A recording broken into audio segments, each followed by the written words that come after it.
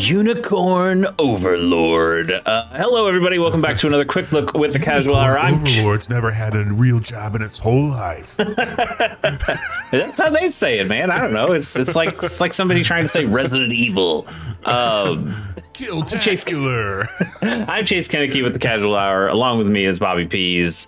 What's up? And we're here to see Unicorn Overlord, the newest game from Vanillaware and Atlas. Actually, Atlas has probably put out something since then, but at least the newest thing from Vanillaware. Vanillaware, a developer I love. I think about games like Muramasa, the Demon Blade, Dragon's Crown. They've Odin Sphere. They've done some really cool stuff. 13 Sentinels, Aegis Rim. How could we forget 13 Sentinels, Aegis Rim? And this is their newest one, Unicorn Overlord, which is. Would you say 13 Sentinels is the biggest one they've had to date? Oh, man, that's tough. I think probably Dragon's Crown sold more than anything. I know people love 13 Sentinels. A lot of the people who love 13 Sentinels really love 13 Sentinels, and yeah. I'm one of those guys. Yep. Muramasa was relatively big, but I feel like Unicorn Overlord has been the one that has really been capturing people's attention.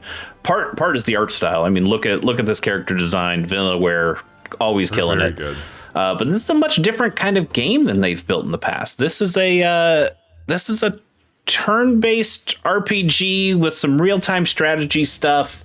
There was a game series in the past called Ogre Battle, and it's similar to that. I've never played Ogre Battle, but it's got some Fire Emblem-y elements to it. It's a lot of the stuff that I kind of like. Actually, you know what? Why don't we?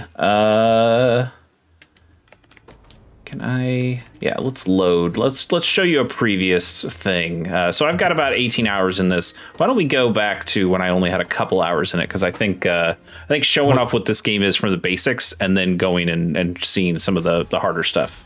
Really quick, for anybody who's tuning in, March 8th is when this game came out. It'll set you back $60. As Chase mentioned, it's developed by Vanillaware and put out by Atlas. And you can play this on a PS4 or 5 or the Nintendo Switch, which is where we're playing it today. Yeah. And I think it runs pretty darn well on the Switch. That's what I've heard. I've heard let's skip through these cutscenes. So 30-second story. What's going on here?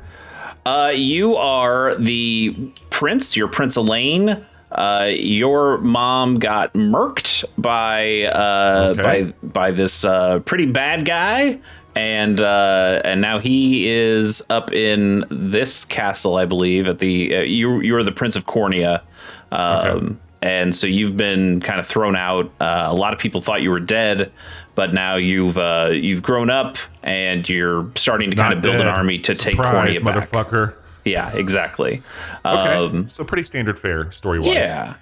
And then there's a little bit of like Fire Emblem 3 houses here where there's the different land masses that have different people associated with them. Yeah. And so you're kind of just around and trying to collect a party and fight some people and get back your kingdom. So I was going to ask, like, it's a pretty big party, right? Yeah, brother. So I'm only, in this save 2 hours in, and I've already got, what is this, 11 people in my party. Bruno looks pretty cool though. I like Bruno. Yeah, Bruno I just got on and in this save. He is a gladiator class. You got all these different classes. This game is complex. People's classes like a Three Houses where it's like Bruno might be this, but I want to make Bruno that.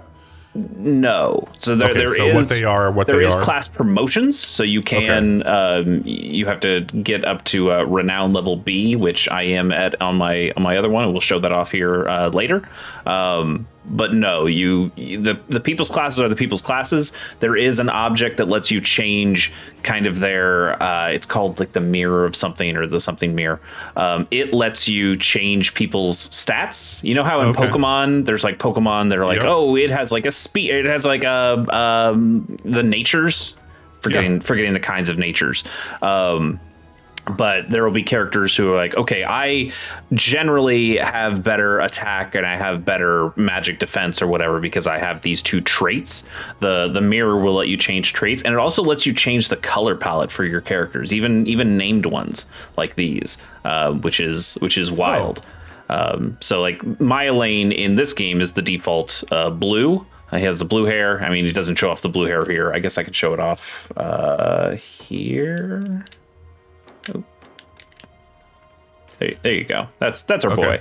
So he's got blue hair now, but if I use the mirror on him, you can change the color of his armor and the color of his hair, and you'll see. So like a little bit of like your imprint on the play. Yeah. So I've made a different one when we go to our other one. So you see this wide open landmass, plenty of places you can go. There's easy fast travel to any of the villages you've been to before. But let's show off the combat, because I think combat is probably the things people are talking about the most. So why don't we do one of these mock battles just to give you a good idea of what's going on? Because all the classes have different things they do. This thief that I'd be fighting right here in this mock battle, he's like, we're really good at dodging shit. So you do get a preview of what the battle's going to be and what's going to happen here. You can swap between your different groups and see if anybody's going to do better or worse. And so why don't we just go into one of these battles? And the damage is showing what they're going to take or what they're going to give. So on the left, it's how much damage that the enemy's going to take, and on the right is how much damage I'm going to take. So I won't get anything here, but I also won't defeat this mock battle. And if you can defeat them, you get money out of the deal. So it's Sweet. always do your mock battles if you can beat them. But just to kind of show off how the combat works, I'm not doing anything now. Everything has kind of been pre-programmed in the game to say who goes when and who does what. God, it looks cool though. It looks awesome, and it's all about this setup. Again, I'm not touching the controller at all right now, as my guys just go and do their thing. But I can show you. But you're kind of setting up how it's going to be, and exactly. Then just watching it go. It's all like pre-done. You're like making. You're deciding how people should fight. If you played Final Fantasy 12 and done like the Gambit system, it's a little bit similar to that. I'll show it off here in a second. Can I ask a quick interrupting question on that? Please. Let's say you go up to that thief. So go into that menu again. Yeah. And you're seeing that it's going to have the predictable outcomes above it. Yep. If you're at this point, you're like, okay, fuck, I can't beat this guy. Can you back out, retool your system, and then go back to them and say, okay, cool, I got you beat now? Is that how that would work out? So in the mock battle specifically, yeah, you absolutely. I could go in and retool. You can also, if you're in a normal battle, you can also do it here too. But you can go to this organize section, and I can take my guys, and I can go to unit formation. And I can start adding people in. It's like, oh, maybe Hodrick would be better here. And so you, at the moment, I can only put in 3. But I could say, instead of Lex here, what if Hodrick was there? And it's fine. This is what I was curious about, because like you can go in and you're like, okay, I know that I need to have a tanky person or more of a ranged person, magic, healing, whatever it would be. You can start to make that happen for the battle and go that route. Yeah, so I think when you're actually in a real battle, they don't let you switch out your units, but you can switch the order of them. So I could say bring Chloe up here because front row, back row matters in this game as well.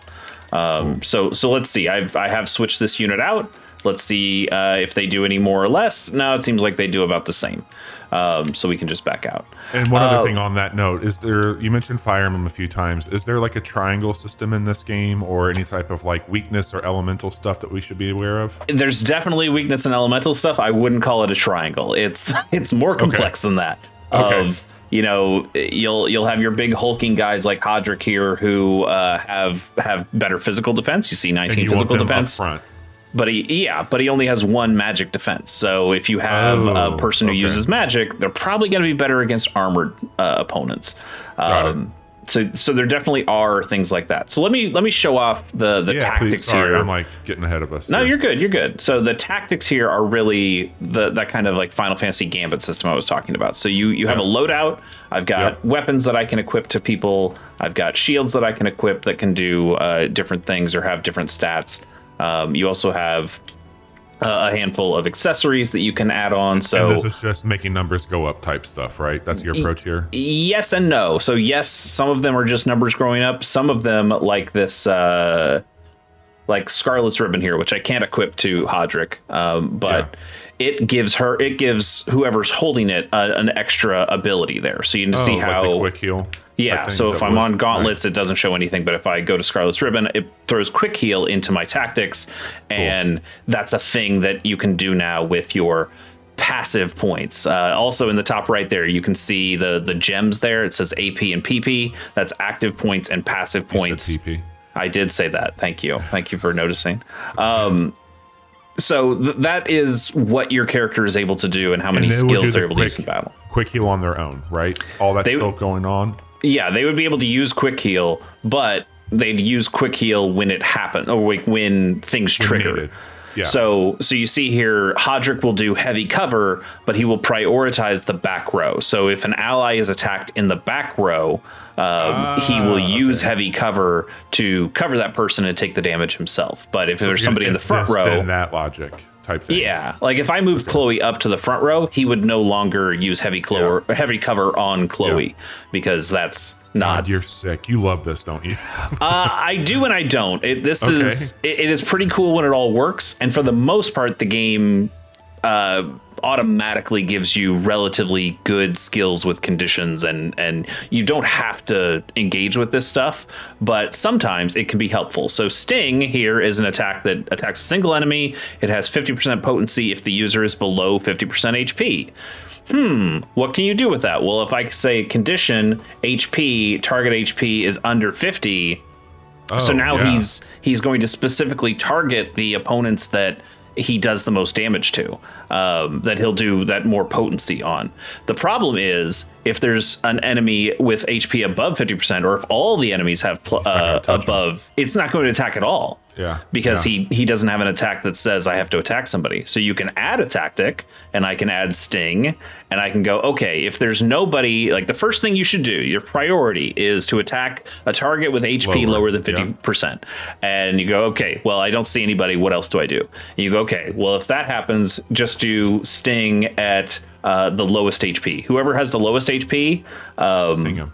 Just hit him with Sting. And now he'll go, okay, so that's not him taking 2 actions. That's him taking 1 action when he sees that the action is available. So I can just leave that there. And now Hodrick is potentially a better fit for some of the attacks that you can do.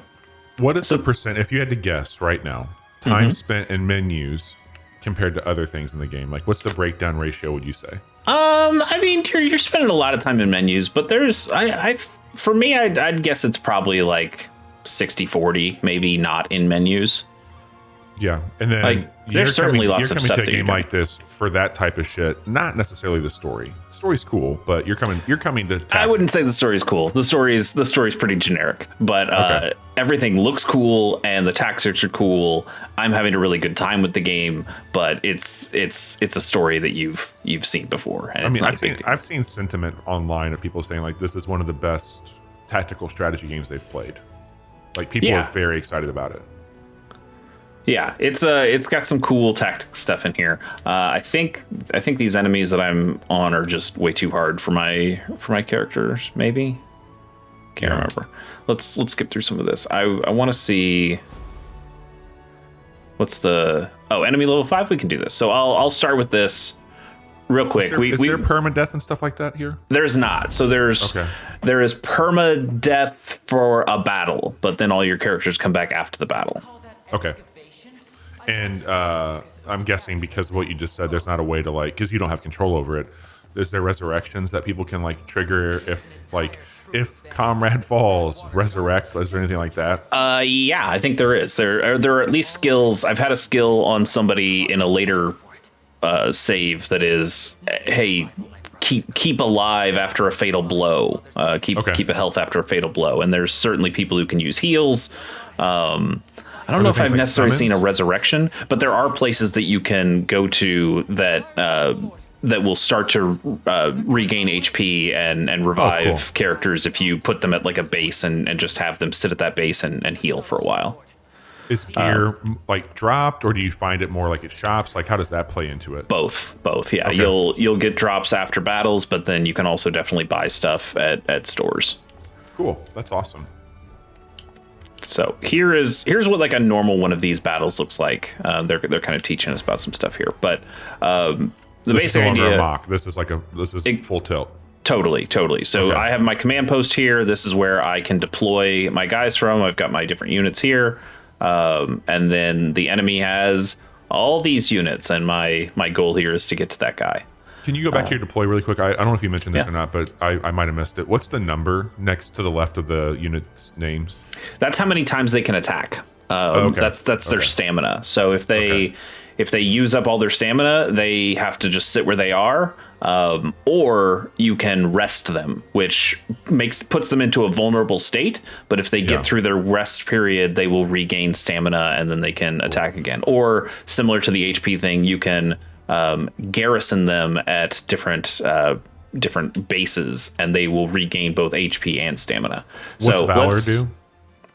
Those are so Valor right now, it's allowing me to deploy units, but also every unit has Valor skills that they can use, so that I can use those, and you'll get more Valor as you fight enemies and win. So why don't we just start with let's do it. Elaine's here, and we'll fight this guy. I'm also playing this on the easy difficulty. I think the strategy stuff is very fun, but also it gets so in the weeds if you play it on the higher difficulties, and I kind of just want to see the game. So I'm kind of letting that go. So we're doing 61 damage. They're doing 0 to us. Yes. Well, I will do that. But you also, I'm setting this up in real time, or I'm setting this up at like a pause thing. But you see the yellow arrows that are going. I'm going to have to wait for this to actually happen. So I go to battle. I'm still in the pause menu. I can still do other stuff here. Why don't we bring in another unit? Let's bring in Hodrick's unit and put him down too. KOTOR fights in a way. Yeah, kind of. Yeah, a little bit. So now I can set him up. He's not doing nearly as much damage as some of the other units, but let's try that. Let's set him up there, and then let's let them go and let's see what happens. So when they encounter, we're going to get that really cool cutscene that you showed me earlier. Yep. So now I am taking some damage, and I'm taking damage because you can see those red lines. I've got those magicians in the watchtower that are using a magical assist. So when I go into this battle, you'll see that I get hit with the magic before the battle even starts. Got it. So we take a little damage there before the battle starts, and I can do the same thing. I can have magical units or arrow units, archer units who can use their assist to attack enemies as well. That's great. Also, I don't know if you saw that in the top right corner as that battle ended, but you gain rapport with people who are in your unit, and similar to like Fire Emblem's support conversations, you kind of get supports in here as well. I was going to ask if you get like unlocked abilities where it's like they have synergies that would happen if they're in there. I haven't seen anything like that exactly, but you definitely do get new skills as you level up. Interesting. So we'll just have these people run. Actually, I will use one of these Valor abilities. I'll use Plunder, and I will just take some money from these guys. Yeah, fuck them. Before we actually battle. So yeah, hey, 800 gold, pretty good. And now let's fight them. So you see that that eight number, the white 8 number next to my guy there in the center of the screen. It was 9 before, so that's my stamina. My stamina went down by 1 because I did a fight. And now when I do this, it'll go down to 7. Shit, you got that magical stuff hitting you again too. Mm-hmm. Yeah, you want to take out those guys sooner so you don't take as much of that damage. Do you have like ranged abilities similar to what they're doing to you? I do.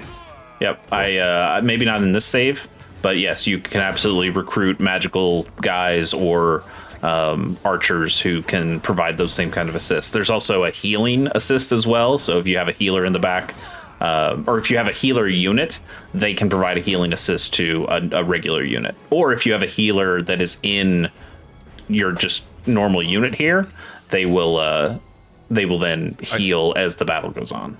Not that I want to do it, but is there an option to like skip through the whole battle animation if you there just 100% is, yeah. Cool. I love the battles here, but yes, absolutely.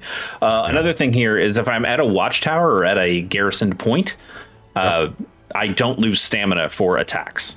So that's another way of I'm getting hit before I get there. But yes, so I can just hit the plus button on here on Switch, and it will just go, yep, those guys got dead. Your guys are fine. So you won. Cool. Yep. Level up. One of the things, there's a game that I really like called Songs of Conquest, the Niflheim saga. Yeah. It uses some similar squad-based stuff, but when you're on the map, you could overtake, and it looks like maybe you just answered my question. Like, could you take over a structure? Absolutely, yeah. You're supposed to take over the structure, because then, depending on the structure, you can deploy units from there, so they don't have to travel the whole way of the battle. You can get them a little closer. So I'm going to try to get a lane to take this this real base up here. This is just a watchtower, which has benefits for sure, but doesn't allow you to deploy from it. So when I take this fort, when I take that fort, let's move this guy up here too. So if I can destroy this guy, which it seems like I can. Man, this seems like it would be ripe for a mouse and keyboard input. Could be. So this calculation was much less than I thought it was going to be, or what it originally showed me, and it seems like it's because that magical assist is going to end up killing my axe guy. Let's see if that actually happens. Oh yeah. Yeah, so he's dead. So my damage output is much lower. He's dead for this battle, but after you can revive. Well, not even for this battle. He's dead. Well, yes, I can if I win against this garrison. If I can win against this fort and knock them off the fort and take the fort myself, then he can start healing up for sure. Okay. And I think there even are items that if I just use like an item, I can. So there are revival orbs. I can just revive that guy, or I can heal up somebody using that. So far, I haven't had to use a whole lot of items because again, I'm playing on the easy difficulty. Sure. But we can just keep on smashing in. And now, eventually, are you leveling up and unlocking abilities? Is that something here? Is it more just like stats that go up? It's definitely skills too. Skills happen at more set intervals. I think like 10, 15. Those times you get more skills. All right, so we're about to knock this guy off. And now that he's off, now I can garrison this fort, and then I'll be able to start healing. Great. And get stamina back. A lot of stuff from there. Mm-hmm. So now that I'm starting to gain stamina back, that guy is garrisoned to that bridge. I can just kind of hold my character there. It looks like your Valor might cap at 10. So is that one of those things where like you want to use it before you acquire more? Like how does that all play in? Yep, totally. So even here I can say, all right, let's do a Valor skill. Let's do Royal Order. So my next battle I get double XP on a unit, and I've chosen this unit. So let's see if that guy just keeps coming over while I heal up.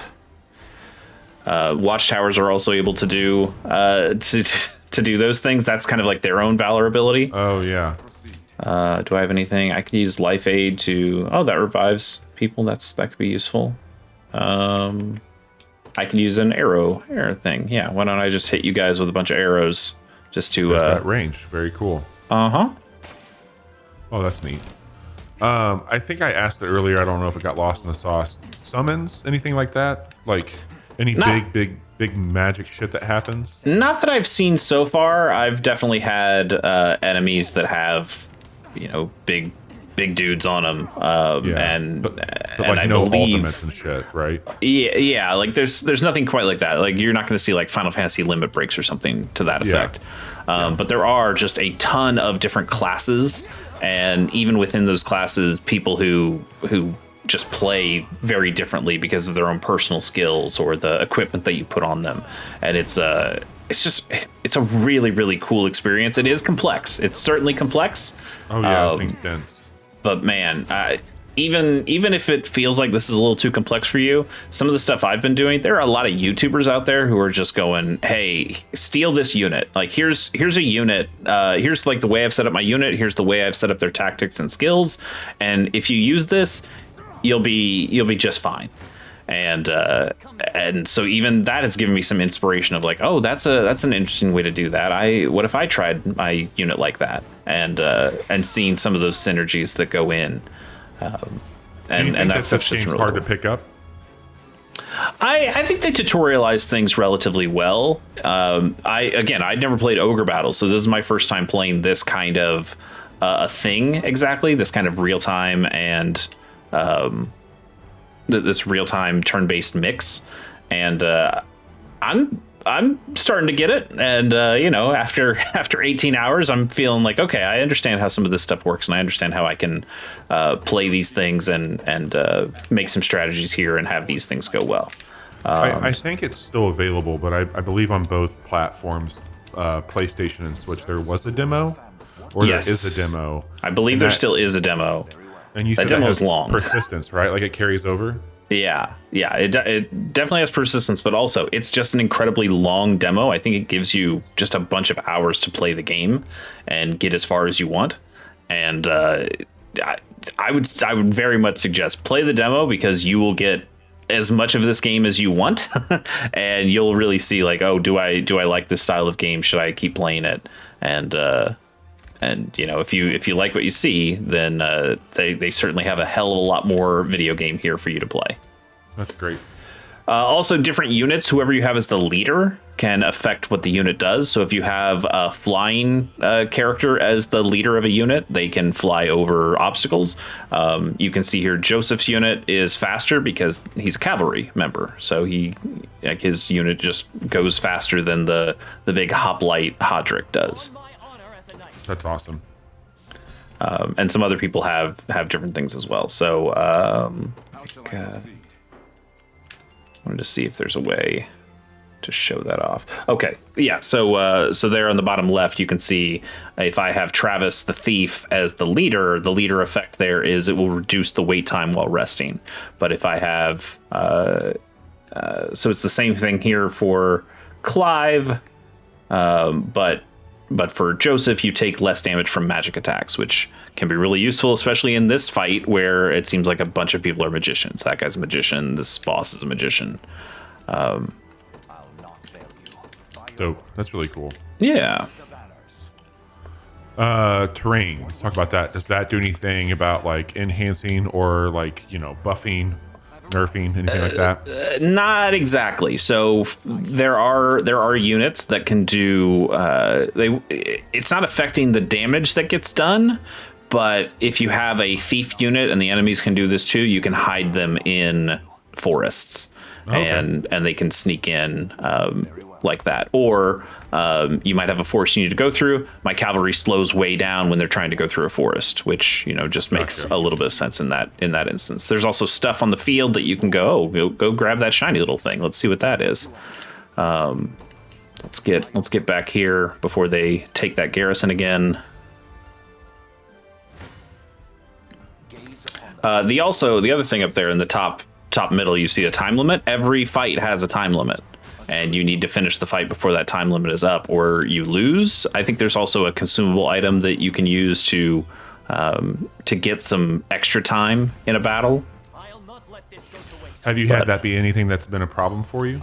No. I mean, it probably would be if I was playing on a harder difficulty, but for what I'm doing, it's been pretty trivial.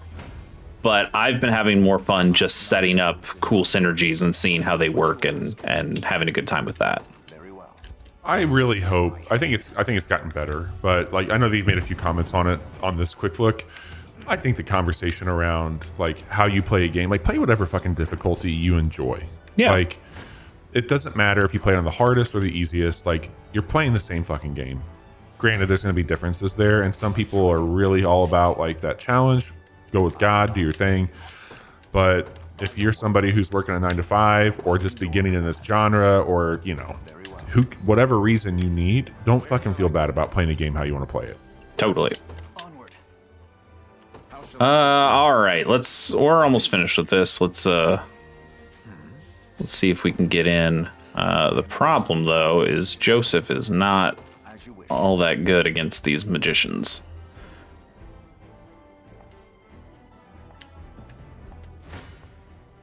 So let's watch this one just to see how the enemy works. Also, I don't know if you can tell, but Auk here is going to be a guy we can recruit here at the end. Oh, nice. And I think he's the first magician you get. Oh. That's handy. Yeah. Probably a pretty big moment at this point in the story to have somebody that can do that too. Yeah, so Joseph here, that guy, the older guy. He's what Fire Emblem people call a Jagan, which means he's like a pre-promoted unit. He's really strong compared to a lot of people in the early game. Like he's just taking damage that Clive cannot, and he will eventually fall off as the game goes on. He has lower growth rates. He's just not going to get as much experience out of stuff, but he can kind of solo a lot of the stuff. You can see he can now just take care of these guys. So we'll just have him murk those fools, and now the battle is done. But one of the things that I've learned is that you should put a bunch of low-level units with Joseph, because Joseph will take care of killing everybody. That's fine. Oh yeah. And then all those guys can reap the experience, like Clive just did there. Clive got so he gets it even if he falls in battle. Even if he falls in battle, yeah. That's great. So now I've gotten the command post, and I win. Is there like an auto, like, hey, I just want my units to have the best gear? Like, whenever is there an auto loadout, auto upgrade? I believe there is. We can go check that real quick, but I think there is just an auto equip. So I got some money, I got some honors. Honors you use to either promote units or to expand your unit size. And renown is kind of like a bigger figure that we'll skip through this. A bigger figure that allows you to either expand the units or to get the promotions, because you can't promote until you're at renown B, and at this moment everybody's renown D. Okay. I could just kill this dude. In fact, I don't have I mean, the save doesn't matter, so sure, I'll pick execute. Let's see what happens. Ooh.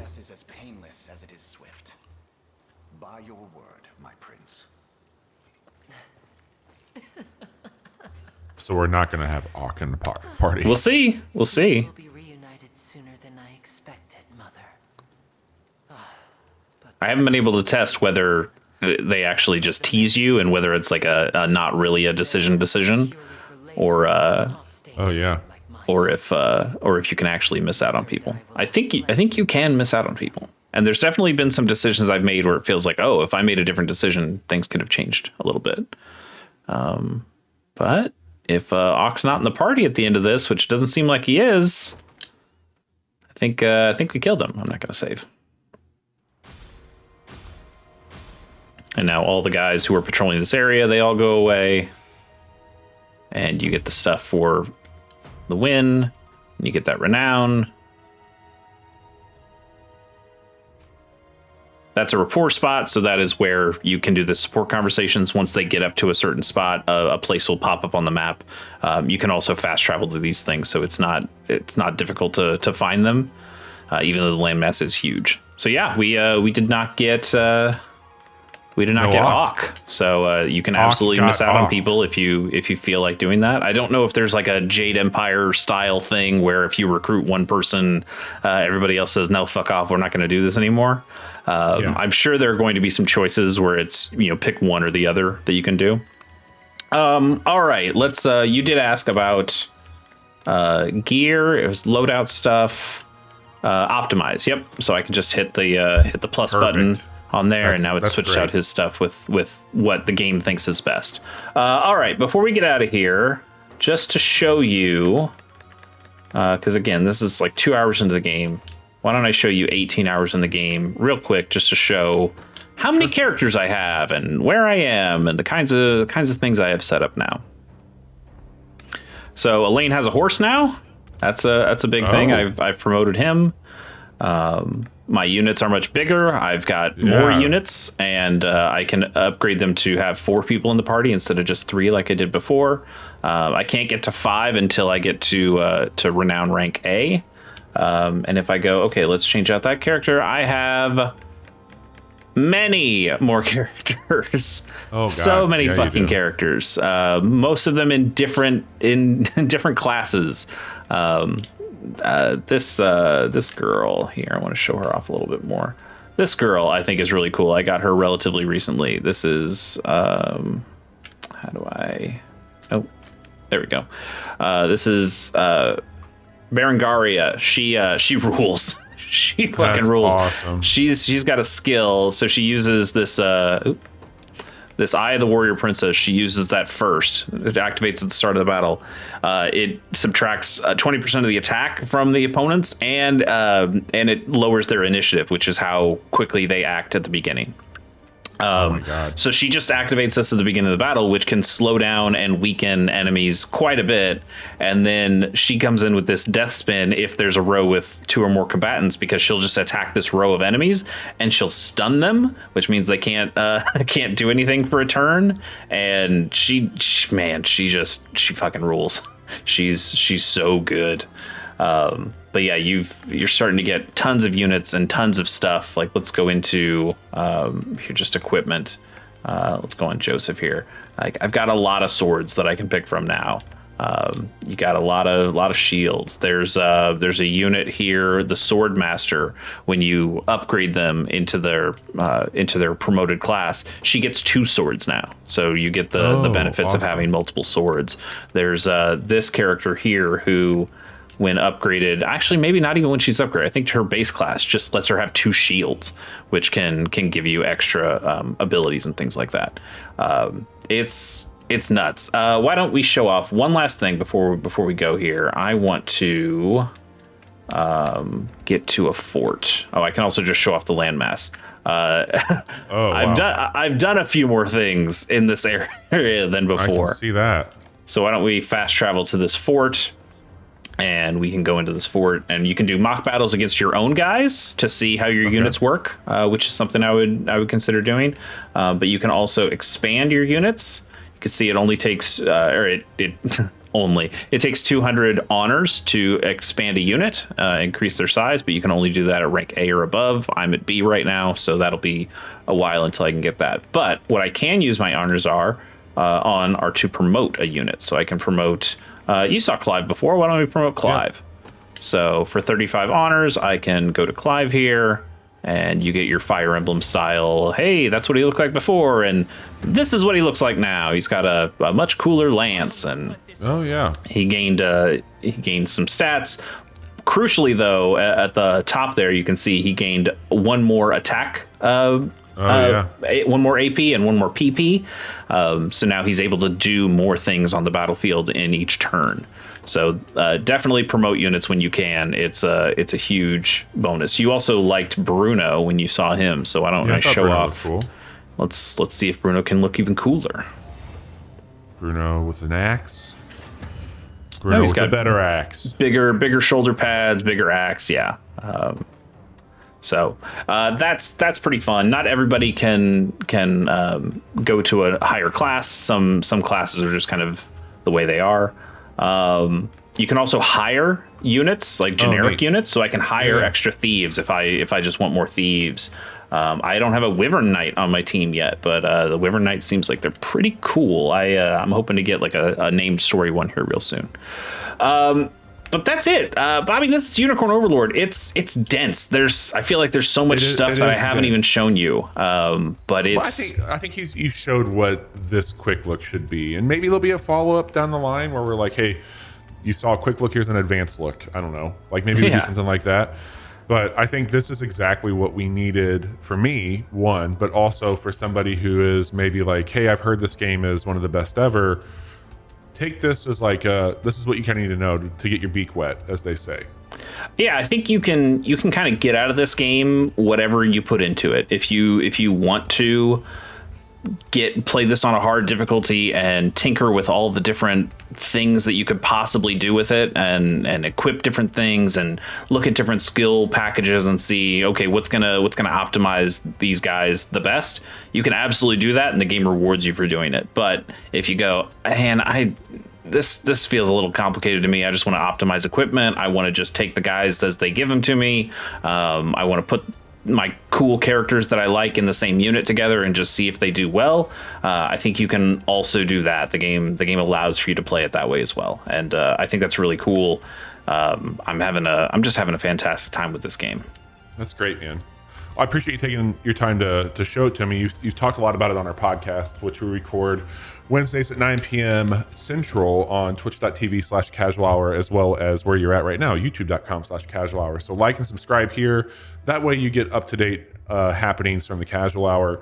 We also stream games on Monday and Friday. Our other co-host Johnny joins us for those and for the podcast. But if you don't want to watch us and you just want to hear us, Fridays, usually around 10 a.m. Central, you can find our latest and greatest episode of the Casual Hour on the most convenient podcast location for you. Chase, this was not an easy, quick look to make, I'm sure, given the density of it, but you did a nice job getting us caught up to speed on Unicorn Overlord, the game that I think is much cooler than the name it's given. Oh, you don't like the name? I love the name. I think the name's weird, but I think the name is weird too, but that's kind of why I like it. Yeah. I mean, it's not weirder than 13 Sentinels Aegis Rim, right? I don't know. They're both weird, but they're wonderfully weird, I think. This is a cool game. Again, $60, PlayStation, Nintendo, came out in March, taking the world by storm, it seems. Absolutely. Thanks for joining me, Bobby. Yeah, thanks for showing.